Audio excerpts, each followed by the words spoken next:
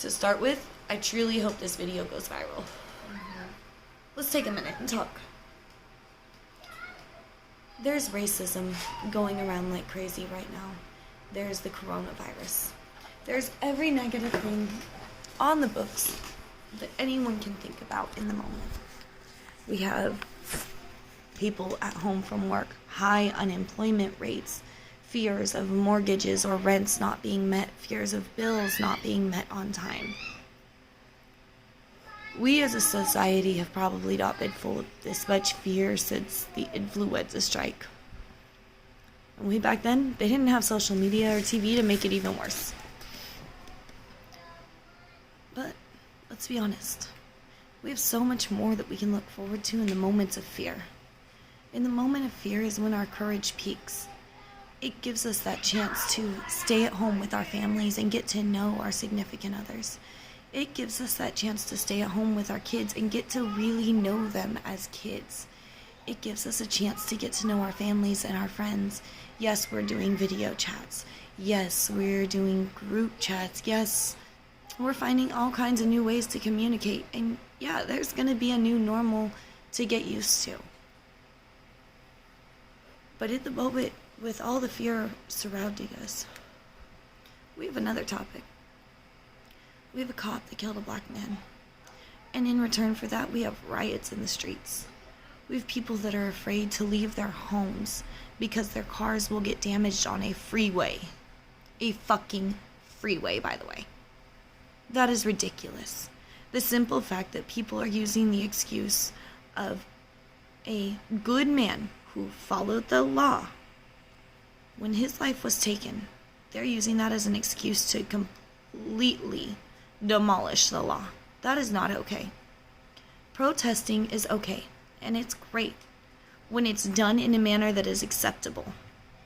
This rioting in the streets and going insane and burning buildings, breaking into cars on the freeway, breaking out windows, all for what?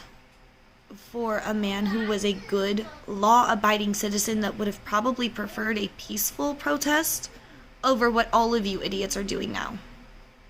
That's unacceptable. Absolutely unacceptable. It's acceptable to protest. It's acceptable to not want to social distance while we're in the middle of a pandemic. It's acceptable to want to be around your family and friends and do the things that you used to do and try to move on to what we routinely know as normal. But as of the year 2000, we got a new normal. And then in 2012, we got a new normal. Now in 2020, we need to adapt to a new normal standard. But in that standard, we need to bring back things like common decency. When you don't look at a car broke down on the side of the road and think, oh, the next person will help out. No, pull the fuck over and help out. We need to bring back respect. And that's respecting ourselves, respecting other people, respecting our children, and respecting our elders. We need to bring back morals and common decency and common sense. This is an age of change, and we need to take it for what it's worth and make the changes that we need to make as a society and as a whole.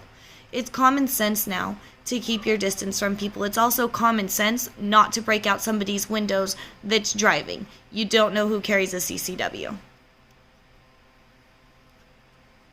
It's common sense to want to be angry and to want to find a way to find justice for someone that was innocent, that was murdered. Absolutely. The cop that murdered him went to jail. The cops that watched should absolutely go to jail.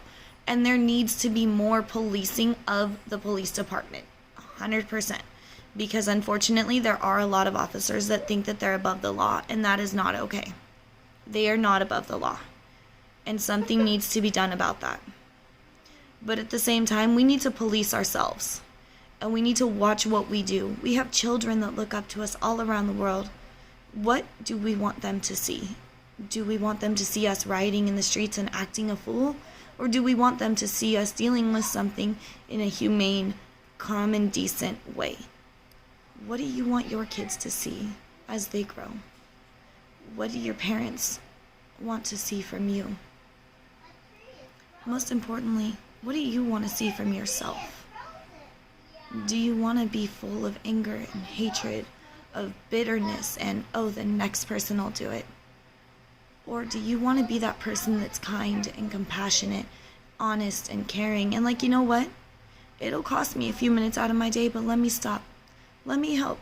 Let me do the next right thing.